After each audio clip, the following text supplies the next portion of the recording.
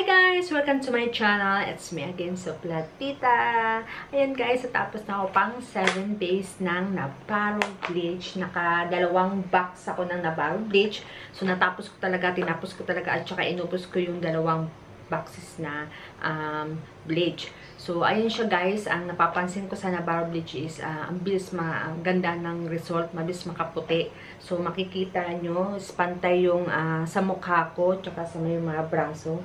So ayan, kasi hindi ako nag-foundation, nagkilay lang ako, and then nag-lipstick. So meron, nag-oily siya unti, kasi nga wala akong nilagay sa mukha ko.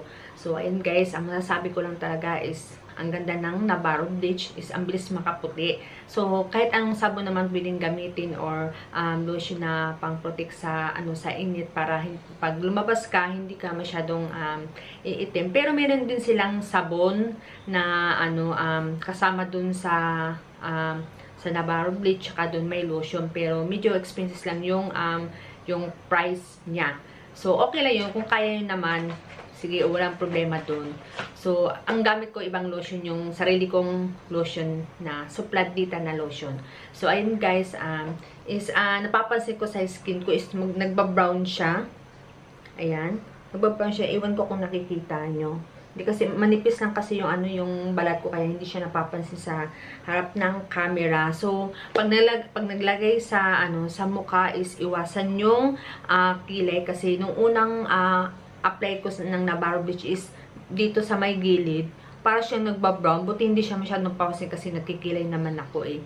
So, ayan guys, dapat ang paglagay sa face is 15 minutes, tapos dito sa buong katawan is 30 minutes. So, nasa inyo naman kung susubahan nyo unti ng minutes or hindi, kasi medyo makati siya. Sa unang application sa skin ko is siya, medyo makati nga lang, medyo nga lang talaga makati siya. So, para hindi siya masyadong makati, titimplahin ng umaga, tapos sa gabi, dun mo na i-apply sa buong katawan mo, tsaka sa mukha mo. Wag niyong kalimutan na 15 minutes lang banlawan na siya ha. Hindi siya ganun katibay yung balat natin sa mukha, kasi yung mukha natin is manipis, diba? So, ayan guys, ituturo ko po sa inyo kung paano siya i-mix. So, babasahin ko na yung benefits niya. 12 benefits of Navarro Bleach: acne, pecas, pimples, dark skin, bikini line, stretch mark, fade all scars, instant whitening, prevent body odor, underarm whitening, mosquito insect bites, whiteheads and blackheads. Meron siyang kasamang instruction. So, ayun naman siya. Nakalagay naman dito sa instruction na huwag kalimutan maglagay ng gloves sa kamay. Kung wala naman kayong gloves sa bahay or wala kayong makitang gloves sa tindahan, pwede namang plastic naman na plastic dun. Kahit anong mga plastic, pwede naman siya. Tapos, ayan guys, bubuksan na natin yung box.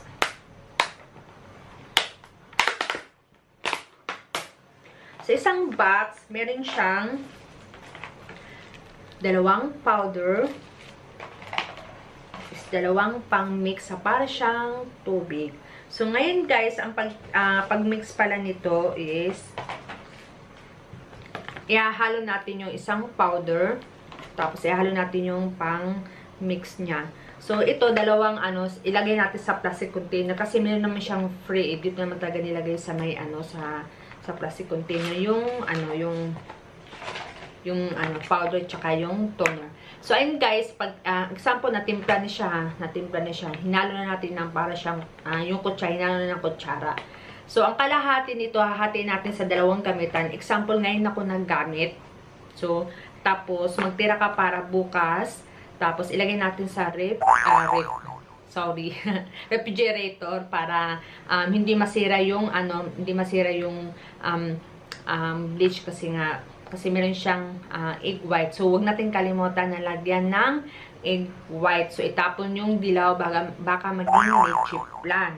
So ayan guys, sa unang application is medyo makati talaga siya. So second application, hindi na siya masyadong napapase, pero meron unting pumapasok na para siya nangangagata, parang langgam. So, third application, hindi na. Fourth application, hindi na. Fifth application, hindi na. Pang 6 or 7, hindi na siya. So, unti-unti yung makikita yung difference nung skin natin is medyo nagaano siya, yung parang unti-unti siya naglalight hanggang makita yung asin talaga yung puti na katulad nito. So, wala pong daya yan kasi meron nagtanong sa akin ano daw iniinom kong gluta o nagpa-inject. Sorry po, ma'am. Nag-ano din siya, nakita din niya yung unang review ko ng Navarro Beach. Tapos nag-chat siya sa akin, sabi niya, uminom daw ako ng gluta at saka pa-inject daw ako. Ma'am, sorry po, hindi po talaga ako kasi takot po ako magpa-inject. Takot po ako sa karayom. Umiinom po ako ng tubig, pero hindi po ako umiinom ng gluta. As in, Navarro Bleach lang siya. So, ang una-una ko pong tinay is orange peel. Tapos, ito na po yung nag-maintain sa akin yung Navarro Bleach. Tapos, yung sarili kong lotion na Supladita. So, ayan lang guys. Kung gusto nyo po mag-order ng Navarro Bleach, is nag-online po ako. Ilalagay ko po sa description box yung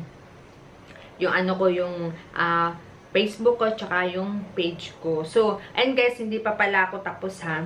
So, kung anong ginawa kong ginawa ngayon, example, di ba, sinabi ko na sa unahan, ganun din gagawin mo sa pangalawa. Tapos, yun din, ang kalahati nun ilalagay din sa refrigerator. Tapos, ganun din sa pang 1, 2, 3, 4, pang 5 days, ganun, hanggang pang 7 days. So, hahatiin mo lang yung hanggang 7 days siguro lahat. Pero ang una-una, kasi ang una kong tinay is, kasi hindi ko pa matansya yung pang 7 days na, akala ko kasi 8 days. So, parang konti lang natira, kaya yung ginawa ko siyang 7 days.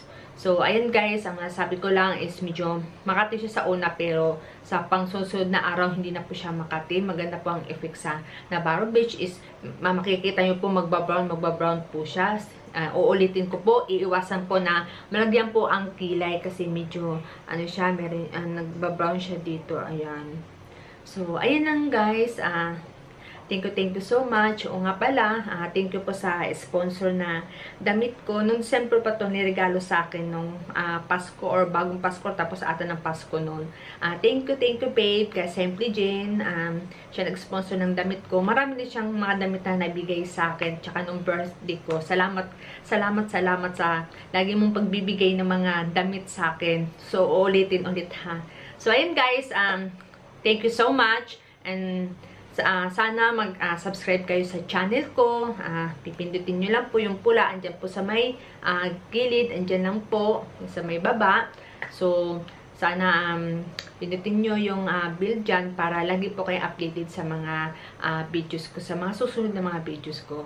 So, papakita ko din yung after 1 month na yung ako para makita nyo kung may pagbabago ba. Kung hindi ba nawala yung effect nung Navarro Bleach, kung permanent ba to sa skin.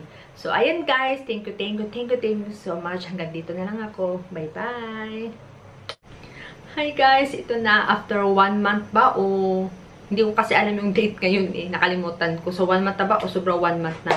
So, guys, ayan guys, papakita ko sa inyo. O, diba? Wala pa rin pagbabago yung effect nung Navarro Bleach is permanent talaga na yung whitening siya sa skin. Tapos, ayan, sa face ko. So, ayan. Nag-oily face siya. Pero, pag nakita nyo sa person, is nagbo-blooming sa mukha ko. Tapos, pag lumabas ako, kumikislap yung puti niya. Di ba maraming mga mapuputi dry? Sa akin, siya, yung parang nagpipino. Tapos, napapansin ko lang talaga siya is nagbabrown lang talaga yung balahibo. Yun lang talaga. Ulitin ko, iwasan po ulit yung lagyan dito yung kilay para hindi siya mag-brown. So, ayan guys. Tatuwa lang ako kasi ilagi kong ina-update yung sarili ko na, baka umitim na ako. Wala pa rin pagbabago. So, asin talaga. Bunggang-bunggang yung Navarro Bleach. Thumbs up ako sa Navarro Beach. Walang pagbabago. So, kailan lang ba ako, nakalimutan ko yung date kung kailan ba ako nag-start or natapos ako Navarro Beach. Pero, basta masasabi ko lang talaga, walang pagbabago. At ito pa rin, maputi pa rin ako. Diyos lang. Pero totoo, promise. As wala akong nakitang umitim ako. Diba, laging nag-online ako. So, marami kong mga ka-meet up na mga customer. So, ang una-una talaga napansin niya, sabi niya, ma'am, or sis, or girl, best, ganon. As in, talaga nakita talaga nila na ang pino daw ng skin ko. Sila nagsabi ha, hindi ako mismo ha. So, syempre, parang ko na lang din na, pero nga no, parang kahit asawa ko, sabi niya, maganda doon talaga yung skin. So, sabi niya, huwag ko daw bibitayin na Paro Bleach. So, ayun guys, uulitin ko po ha. Kung gusto niyo po mag-order, andun ilagay ko sa description box. Tapos, ilalagay ko na yung page ko, andun yung contact number ko, FB ko. So, huwag niyo kalimutan mag-subscribe sa channel ko. So, pindutin niyo lang ha. So, ayun na guys, wala akong masabi sa ulit-ulitin ko, wala akong masabi sa Paro Bleach. Thumbs up. So, bye-bye!